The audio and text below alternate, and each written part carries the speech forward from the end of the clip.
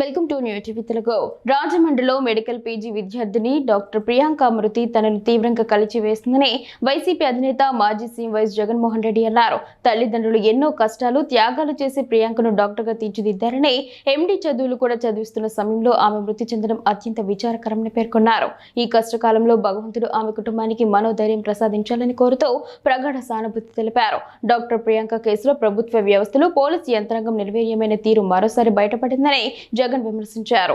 Doctor Priyanka కేసులో ప్రభుత్వ వ్యవస్థలు, పోలీసు యంత్రాంగం నిర్వీర్యమైన తీరు మరోసారి బయటపడిందని జగన్ విమర్శించారు. కేవలం ప్రతిపక్షం మీద, ప్రశ్నించే వారి మీద, తప్పులు ఎత్తి చూపుతున్న వారి మీద రెడ్ బుక్ రాజ్యాంగంతో చట్టాన్ని చేతిలోకి తీసుకుంటూ రాజ్యాంగాన్ని ఉల్లంఘిస్తూ విచ్చలవిడిగా అధికార దుర్వినియోగంతో చెలరేగిపోతున్న తీరు ఓవైపు చూస్తుంటే, మరోవైపు ఇలాంటి సామాన్యులకు సంబంధించిన కేసుల విషయంలో చట్ట ప్రకారం నడుచుకోవడంలో ప్రభుత్వం, పోలీసు వ్యవస్థ ఘోరంగా విఫలం కావడం దురదృష్టకరమని అన్నారు. ఆగస్టు 3వ తేదీ రాత్రి ఘటన జరిగితే, ఆ ఘటన ఒక షాపింగ్ మాల్ గేట్ బయటే జరిగితే వాళ్ళు మద్యం తాగి ఉన్నారని తెలిసిన వెంటనే సీసీ కెమెరాలు చూసి నేరం తీవ్రతను బట్టి కేసులు పెట్టాల్సింది పోయి దాన్ని సాధారణ యాక్సిడెంట్ కేసుగా చిన్నదిగా చూపించి నిందితులను కూడా వదిలేసి పోలీసులు చేతులు దులిపేసుకునే కార్యక్రమం చేయడం అత్యంత దారుణమని మండిపడ్డారు.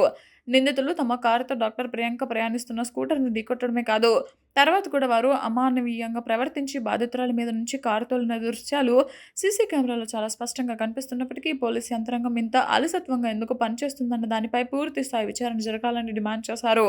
డాక్టర్ ప్రియాంక తండ్రి ఆవేదనకు ఈ ప్రభుత్వం, పోలీసు యంత్రాంగం తప్పకుండా సమాధానం చెప్పాల్సిన అవసరం ఎంతైనా ఉందని అభిప్రాయపడ్డారు. లేనిది ఉన్నట్టుగా, ఉన్నది లేనట్టుగా చూపించి తప్పుడు కేసులు పెట్టి రాజకీయ వేధింపులకు, కక్ష సాధింపులకు చంద్రబాబు గారు పోలీసు యంత్రాంగాన్ని వాడుకుంటున్న తీరే దీనికి అంతటికీ కారణమని వైఎస్ జగన్ ఆరోపించారు. అంతేకాదు, వీధికి 2 బెల్ట్ షాపులు, ప్రతి కిలోమీటర్కు మద్యం షాపు, గుడి, బడి, బీచ్ ఏది వదలకుండా ప్రతి వీధి చివర అంతులేని బార్ అండ్ రెస్టారెంట్లతో మద్యానికి, గంజాయికి బ్రాండ్ అంబాసిడర్గా మారిన చంద్రబాబు తీరు కూడా దీనికి మరో కారణమని అన్నారు. డాక్టర్ ప్రియాంక కేసులో వ్యవస్థల తప్పులను ఎత్తిచూపుతూ సోషల్ మీడియాలో ప్రశ్నిస్తుంటే వాటికి సమాధానాలు చెప్పలేక ఆ కంటెంట్ను కూడా చంద్రబాబు తన ప్రభుత్వ పోలీసులతో నిమిషాల వ్యవధిలో వాటిని తొలగిస్తున్నారని మండిపడ్డారు.